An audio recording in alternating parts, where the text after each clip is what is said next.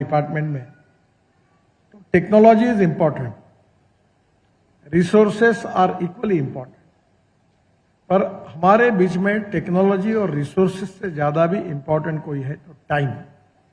Time is the most important. और इसलिए आज का दिन आपको कोई बात सुनाने का नहीं है, पर टाइम विषय से बोलने के बाद आप ये चिंता करिए कि आप जो जो प्रोजेक्ट पे काम कर रहे वो कब शुरू हुआ, तब उसकी कीमत क्या थी, आज जब पूरा होगा तब उसकी कीमत क्या थी, कितने प्रकार की अड़चनें उसमें आई, और आपको ही ध्यान में आएगा कि ये अगर टाइम हमने बचा रहता तो हमारा परफॉर्मेंस कितना सुधर सकता था। मैं अक्सर ये मानता हूं कि financial audit is very important, but performance audit is more important than financial audit. अभी बीच में मैंने श्रीनगर में रिव्यू किया था, थोड़ा मैं नाराज भी हुआ, और वहां से आने के बाद मैंने सेक्रेटरी को कहा कि क्या पावर बढ़ाई है, वो पावर भी बढ़ गई अब, क्योंकि समय पर काम नहीं करना ये बहुत बड़ी समस्या है। फाइल को दबा के रखना, आप निर्णय क्या करते हो ये आपका अधिकार है, पर निर्णय नहीं करना और लोगों को चक्कर मारते हुए, तो आपको तो, मैं बहुत जमीन का आदमी हूं और मुझे सब जगह की जानकारी मिलती है, क्योंकि मैं इतने लोअर लेवल पर फीडबैक मुझे मिलता है कि लोग मुझे फिल्म भी भेजते रहते हैं, बताते भी रहते हैं और जानकारी भी मिलती रहती है। तो मैं आपको पहली बात ये कहूंगा कि आपके लेवल पर टाइम लिमिट के साथ ओनरशिप चाहिए। मैंने एमडी साहब को कहा कि आपका कैडर खड़ा करिए। ये बाहर से जो मेहमान अतिथि आते हैं, जैसे पिक्चर में होता है ना गेस्ट आर्टिस्ट, तो ये अपना आते एक आधा गाना गाते और चले जाते हैं, तो उनकी वो अटैचमेंट नहीं होती। तो मैंने बोला ये एनएचआई डीसीएल को गेस्ट आर्टिस्ट का ये तुम ये ऑर्गेनाइजेशन मत बनाओ, ये ओनरशिप वाले चाहिए कि जो नए नए लड़के आईआईटी और इंजीनियरिंग के होंगे उनको लो, उनका कैडर तैयार करो और दिक्कतें सॉल्व करो। रिटायर्ड जो लोग होते हैं उसमें रिटायर्ड होने के बाद भी अच्छा काम करने सकते हैं, ऐसे भी लोग हैं, और जो रिटायर्ड होने के बाद उनका इंटरेस्ट चला जाता है, टाइम निकालना है अपने को, इसी भाव में आते हैं। तो रिटायर्ड होने में जो अच्छा काम करते हैं उनका परफॉर्मेंस ऑडिट करके उनको प्रोत्साहित करो, और जो केवल आराम करने के लिए हमारे पास आए उनसे शेक हैंड करो, गोल्डन शेक हैंड करो, ताकि हमारी सिस्टम को हम इम्प्रूव करें। एक बात, जब आप मुझे जैसे एनएचआई डीसीएल का फाउंडर होने का सौभाग्य मिला, तो मैंने एक महाराष्ट्र में एमएसआरडीसी करके एक संस्था की स्थापना की। 5 करोड़ रुपए उस समय 96-97 में 5 करोड़ रुपए केवल थे, और वो संस्था आज उसका 30,000 करोड़ की मालिक बनी है। मुंबई पुणे एक्सप्रेस हाईवे उन्होंने बनाया। आप मुंबई में जाओगे तो वर्ली बांद्रा जो सी लिंक प्रोजेक्ट है उन्होंने बनाया। अभी वो पूरा वहां से लेकर अभी वसई विरार तक समुद्र में यही संस्था ब्रिज बना रही है। मुंबई पुणे एक्सप्रेस 55 उड्डान पुल बनाए, बड़े बड़े प्रोजेक्ट किए, और उस प्रोजेक्ट में उन्होंने पैसा भी कमाया, और पैसा भी कमाने के बाद उसको मल्टीप्लाई किया। 10 साल में आप हमको डिविडेंड देते हैं ना, हमारे पानी से, हमारे टाकी से पानी निकालते हैं और हमको फोटो निकालकर हमारे टाकी में डाल देते हो, ये डिविडेंड का कोई मतलब नहीं। मैं आपसे अनुरोध करूंगा कि अब मुझे भी ऐसा लगता है कि इस पर सीरियसली सोचना होगा कि हमारे यहाँ जो रोड बनते हैं उससे फ्यूल भी बचती है, टाइम भी बचता है। तो हम लोग केवल ट्रक के लिए, मालवाहू ट्रक और मिनी ट्रक जो होती है उनके लिए हम नॉर्थ ईस्ट में अच्छे रोड बना के टोल शुरू करने के बारे में विचार करें। अभी हम गुवाहाटी का रिंग रोड बना रहे हैं, तो आधा रोड बनाया हमने ईपीसी में, और जब सवाल आया कि क्या करना, तो मैंने कहा मैं एक उपाय बताता हूँ कि ये आधा रोड जो है, ये जो रोड बनाना है उस कंपनी को हम दत्तक देंगे। आपको आश्चर्य होगा कि मैं बीच में हमारे पास कुछ अड़चन थी, भारतमाला 2 क्लियर नहीं हुआ, तो मैंने 50,000 करोड़ के काम बिन पैसे से करा लिए। मैंने एनएचआई चेयरमैन को कहा तुमको करना है तुम छोड़ दो, ये छोड़ दो, तुम ये पूछते हो वो पूछते हो, मेरे को तो पॉलिटिकली पूरा करना है। तो मुंबई से, पुणे से औरंगाबाद का रोड था, रोड की कीमत 20,000 करोड़ थी और पुराना एनएचआई का हाईवे था। तो मैंने ऐसा मॉडल तैयार किया कि पुराने रोड पर जो टोल थे वो दोनों उनको ट्रांसफर किए और उसको मोनेटाइज करके अब 3,000 करोड़ मिल रहे हैं। उसमें से नए रोड की लैंड एक्वायर कर रहे हैं और पूरा project without investment of government 20,000 crore का पूरा हो रहा है और एग्जिस्टिंग रोड भी अच्छा हो रहा है, न कोई पैसा नहीं रहा, क्योंकि ट्रैफिक डेंसिटी 1,40,000 क्यूसेक। फिर पुणे के आजू बाजू में 3 उड्डान पुल हम बना रहे हैं। फिर आए एनएचआई में, मिनिस्ट्री में, ये ऐसा है वैसा है, ये वो है, 2-4-5 मीटिंगें हुई। मैंने बोला तुम पैसे भी मत दो, मीटिंग भी मत लो और तुम्हारा कुछ नहीं चाहिए, ट्रांसफर कर दो। बोले कैसा होगा? बोला आपको क्या लेना देना है, स्टेट गवर्नमेंट को ट्रांसफर कर दो। ट्रांसफर को दे दिया। अब पुणे में तळेगांव चाकण शिक्रापुर करके एक है, एक पुणे नासिक पर है और एक अभी शिरूर से आगे है। एक रोड है, उसमें में एक फ्लाईओवर, फिर दूसरा फ्लाईओवर, फिर उसके ऊपर में मेट्रो। और आपको ताजुब होगा 40,000 करोड़ के प्रोजेक्ट बिन पैसे से अब टेंडर हुए, डिक्लेयर हुआ और हम लोग कर रहे, कोई पैसे की जरूरत नहीं। मेरा आपको यह कहना है कि अभी तक आपने ऐसा कोई इनकम नहीं मिला है। अभी जैसे हमने ये निर्णय किया, फाइल आपके पास भेजी थी कि रोड के बाजू में है, कहीं हमारी 5 एकड़ 4 एकड़ 3 एकड़ जगह है और वो लोगों ने अतिक्रमण किए। हमने एक हम सफर करके योजना बनाई कि रोड साइड एमिनिटीज में आप वहां पेट्रोल पंप डालिए, गैस स्टेशन डालिए, रेस्टोरेंट डालिए, वहां का हैंडलूम, हैंडीक्राफ्ट, फ्रूट्स, वेजिटेबल्स, उसके दुकान डालिए, पार्किंग आएगी, वॉशरूम अच्छी रखिए, लोगों को सुविधा मिलेगी और आपको भी रिटर्न मिलेगा। तो पूरे एनएचआई के लिए सर्कुलर निकल गया, पर मुझे नहीं लगता कि अभी तक हम सफर में कोई काम की योजना एनएचआई में, क्योंकि सर्कुलर पढ़ता ही नहीं कोई। एनएचआई में क्या हो रहा है ये एनएचआई डीसीएल को मालूम नहीं, एनएचआई डीसीएल को क्या हो रहा है ये एनएचआई को मालूम नहीं, और दोनों क्या कर रही है मिनिस्ट्री को मालूम नहीं। यानी सरकार में कोई किसी से बात ही नहीं करता और सब बड़ा, जैसे वो हमारे बारे में वो बोल रही थी, अच्छा है ना, उसका अपमान नहीं, पर हमारे कोई भी मंत्री चाहे कैपेबल है या नहीं रहे, आदरणीय मंत्री जी मार्गदर्शन करेंगे। अरे काय का मार्गदर्शन करेंगे?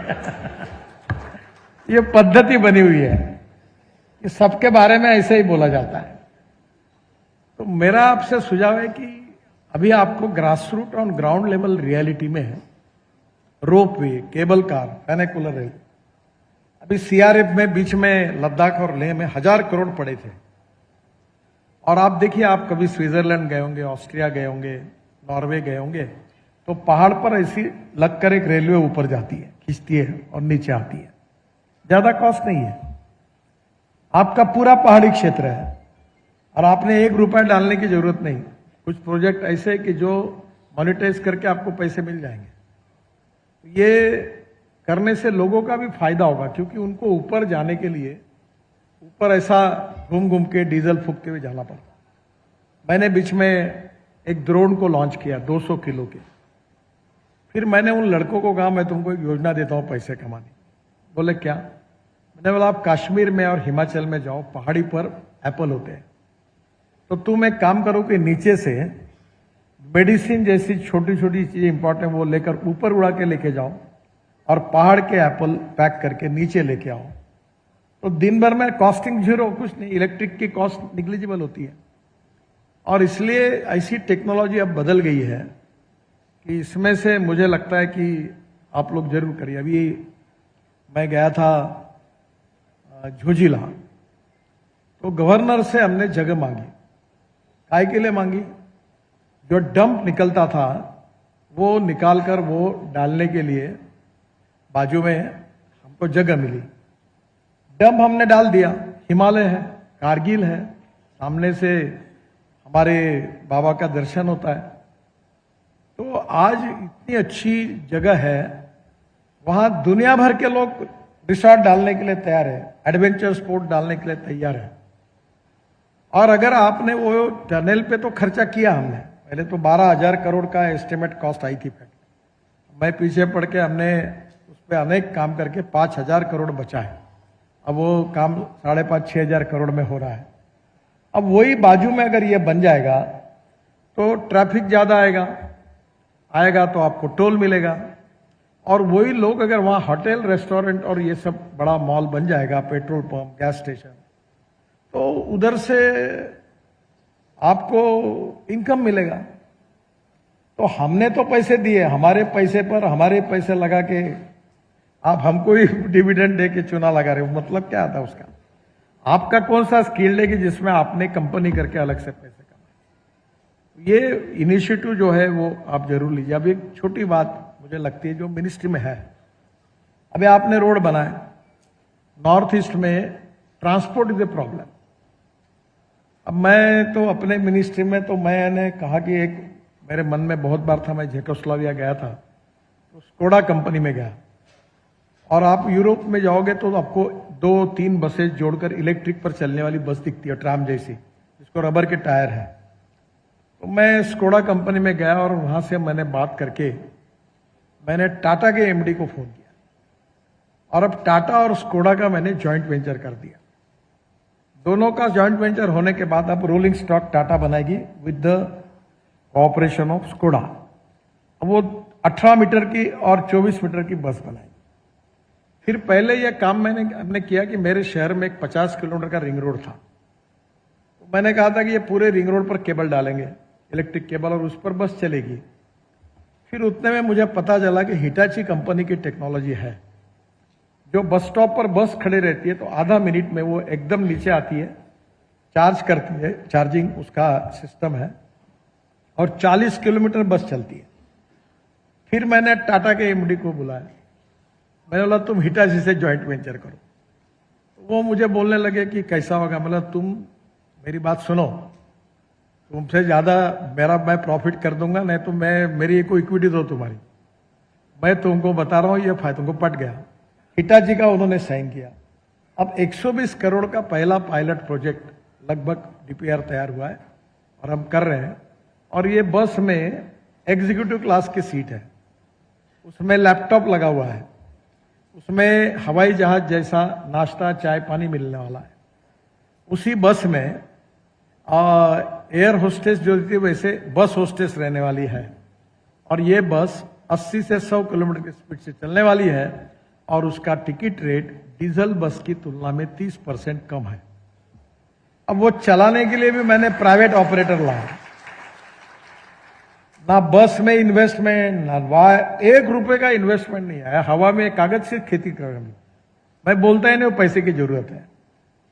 और ये ऐसे अनेक जगह पर NHAIDCL अब इनिशिएटिव ले, और NHAIDCL की ये जो कैपेसिटी है साल की 5,000 10,000, अभी NHAI 55,000 करोड़ कमा रहा है हर साल का टोल, और अगले 2 साल में हम लोग 1,40,000 करोड़ में जाएंगे। हम सैटेलाइट बेस्ड टोल सिस्टम ला रहे हैं ताकि कोई टोल नाका नहीं होगा, दुनिया की बेस्ट टेक्नोलॉजी लाएंगे, और ये रोड के आजू बाजू में लोगों का प्रवास भी सुरक्षित हो, रोड साइड एमिनिटीज अच्छी बने, पेट्रोल गैस स्टेशन बने, ये वायबल है। मैं तो आजकल बिजनेस में नहीं हूं, पर मेरा लड़का LPG का भी काम करता, तो उसका कारगिल के नीचे एक LPG का पंप उसका भी है, और अभी वो उस LPG पंप वालों को बोल रहा है कि तुम गैस सिलेंडर में LPG भरने का भी एक फिलिंग स्टेशन शुरू करो, ताकि होटल रेस्टोरेंट को ये मिल सकता है, क्योंकि वहां ठंड बहुत ज्यादा है, पेट्रोल डीजल चलता नहीं। तो जो उसको करना है वो कहीं भी कुछ कर सकता है, और इसलिए इसका संबंध विजन से है। जिनको रफ का फेयर करना है और आखिर पेंशन लेके जाना है, क्या हुआ? कुछ नहीं हुआ, आए थे तब वही था, गए थे तब था, खाया पिया कुछ नहीं, ग्लास फोड़ा अटेंडा, ऐसा काम मतलब नहीं होना चाहिए। We need to do something good for the country. हम कुछ ऐसी अच्छी बातें करें जो लोग हमको याद रखें। और आज मुझे खुशी है कि ये जो हमारा एरिया है नॉर्थ ईस्ट का, बॉर्डर का, या विशेष रूप से हमारे एरिया जो है अंडमान निकोबार का, ये सब एरिया जो है, यहाँ के लोगों को आपने इंफ्रास्ट्रक्चर अगर अच्छा बना के दिया तो वहां का जीवन बदल जाएगा। मैं John F Kennedy, American president, उनकी बात अक्सर कहता हूं। वो कहते थे कि American roads are not good because America is rich, but America is rich because American roads are good. और इसलिए मैं आपको मानो कम समय में अच्छे क्वालिटी के रास्ते बनाना है, और उसमें don't compromise with the quality. Landslide हो रही, कल नागालैंड में लैंडस्लाइड हुई, अपने अधिकारी के खिलाफ एफआईआर दर्ज किया वहां के सरकार ने, और वहां दूसरी बार रिपीट हुआ वो, और वो जब पत्थर गिरा तो गाड़ी पर लोग मर गए उसमें। अब प्रॉब्लम यह है कि डीपीआर डिफेक्टिव है, तो स्वाभाविक रूप से डीपीआर काम शुरू करने के पहले हम वो डीपीआर को चेक करें। मैंने एक सुझाव दिया था कि वहां भी इंजीनियरिंग कॉलेजेस है, आईआईटी है, उनको डीपीआर दो, 10-1 लाख रुपए दो, उनको बोलो डीपीआर का अध्ययन करो, वो आपको लिखकर कुछ देंगे कि यहाँ क्या क्या दिक्कतें हैं क्या नहीं है।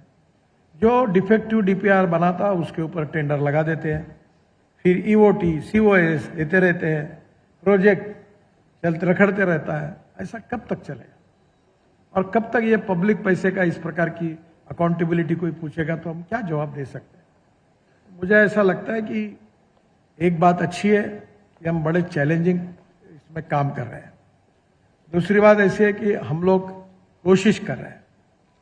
अब एक बात जरूरी है कि इसमें 100% सक्सेस मिलना चाहिए, और there is nothing like success.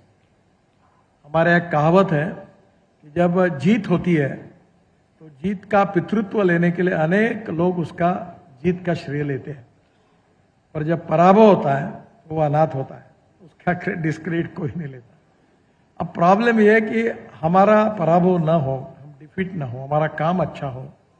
ये अगर कमिटमेंट ओनरशिप आपकी होगी तो कॉस्ट ऑफ कंस्ट्रक्शन भी बचेगी, कॉस्ट कम होगी, और क्वालिटी ऑफ कंस्ट्रक्शन इंप्रूव होगी। अलग अलग प्रकार के मटेरियल को यूज करना है। अभी दिल्ली में हमने गाजीपुर टेकड़ी का 80 लाख टन कचरा रोड में डाला है।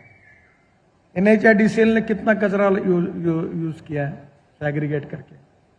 हमने बांबू का क्रैश बैरियर बनाया, नॉर्थ ईस्ट में बांबू है। मुझे याद है मैंने पीछे लगकर रुमालीगढ़ में बांबू की रिफाइनरी डाली, और उसमें से इथेनॉल तैयार हो रहा है। और मैंने वहां के एमडी को कहा कि बांग्लादेश को जो पेट्रोल जा रहा है उसमें 20% बांबू का इथेनॉल डाल के भेजो। जोगी धोपा करके एक जगह है जहां मैं शिपिंग और रोड का मंत्री था, तब मैंने मल्टी मॉडल हब का निर्माण करने का निर्णय किया, जगह मिली। अब हमारे 6-7 साल हुए, प्रोजेक्ट ही चल रहा है। आखिर ये इस प्रकार से डिले होता रहेगा तो कॉस्ट एस्केलेशन कितना होगा, बैच कितना पड़ेगा, प्रोजेक्ट की वायबिलिटी रहेगी कि नहीं रहेगी। ये delay is not beneficial to contractors, neither society nor country. तो मुझे इतना ही कहना है कि एक फ्लैगशिप ऑर्गेनाइजेशन भारत सरकार की है। हमें भारत सरकार ने चैलेंज दिया है जो सोशली इकोनॉमिकली बैकवर्ड एरिया वहां काम करने का। Let us accept this challenge, और क्वालिटी को कॉम्प्रोमाइज न करते हुए, कॉस्ट ऑफ कंस्ट्रक्शन को कम करते हुए हम एक वर्ल्ड स्टैंडर्ड का इंफ्रास्ट्रक्चर नॉर्थ ईस्ट में बनाएंगे। जो समस्या है उसका अध्ययन करेंगे और समस्या का उपाय ढूंढेंगे, सोल्यूशन निकालेंगे और सोल्यूशन को सॉल्व करेंगे। इसमें टाइम लिमिट में उसको सॉल्व करेंगे, और उसके लिए तभी हो सकता है कि आपकी ओनरशिप होगी। तो आप एक पत्र लिखकर घर में बैठोगे तो नहीं होगा। अभी मैं रिव्यू कर रहा हूं अलग अलग स्टेट का, और अभी एनएचआईडीसीएल का भी करने वाला हूं। तो अभी मुझे ध्यान में आया कि मैं जैसे रिव्यू का मीटिंग का हुआ तो जैसे बरसात गिरती है वैसे ईओटी आए और सीओएस आए।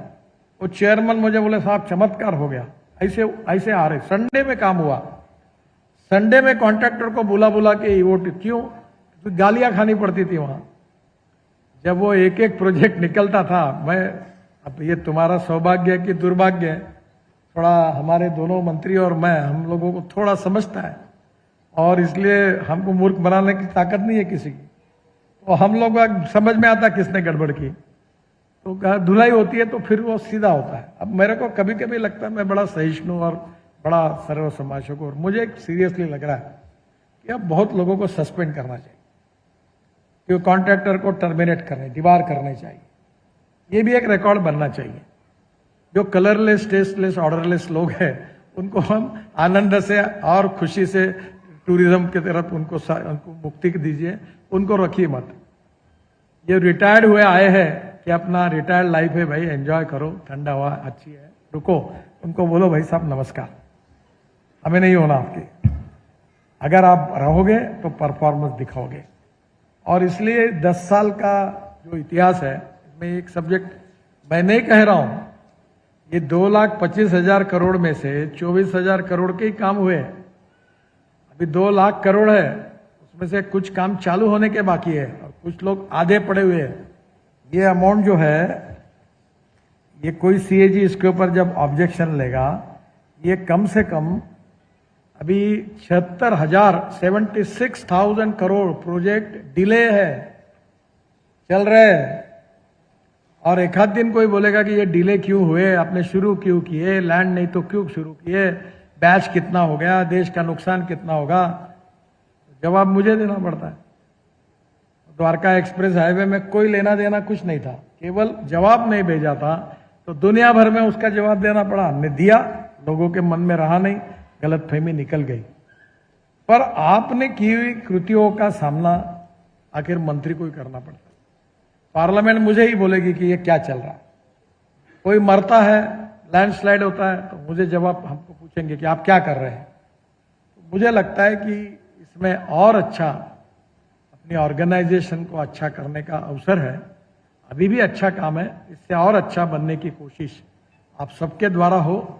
और अगले साल जब हम आएंगे तो ये सब रिपोर्ट कार्ड जब हमारा होगा वो बहुत अच्छा होगा।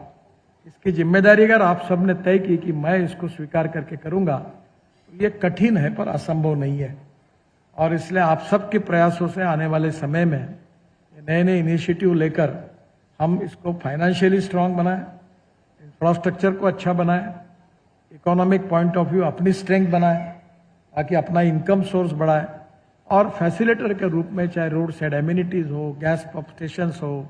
आज मुझे बताइए, अपने रोड पर इतना बड़ा बद्रीनाथ केदारनाथ और बड़े, आपको ये इतने इंजीनियर्स बड़े, मैं कभी कभी साफ बोलता हूं तो मैं क्षमा मांगता हूं आपको। मुझे बताइए, मुतने के लिए तो वे अच्छी जगह कहीं है क्या? इंसानों को तो ठीक है, पर महिलाओं की क्या हालत होती होगी। यानी आप एक समझिए कि बेचारी एक बार घर से बाहर निकलेगी और 1000 किलोमीटर जाना है, तो उनकी क्या हालत होगी। कोई मां को अपने बेटे को दूध पिलाना है, कहां जा सकती हो? आपके पास जगह आपकी है, पड़ी हुई है, लोगों ने अतिक्रमण किया हुआ है। क्यों नहीं लोगों का जो प्रवास है और सुखमय करे, आनंददायी करे, उनको फैसिलिटी उपलब्ध कराए, उसमें पैसे भी कमाएंगे, 2 पैसे भी मिलेंगे।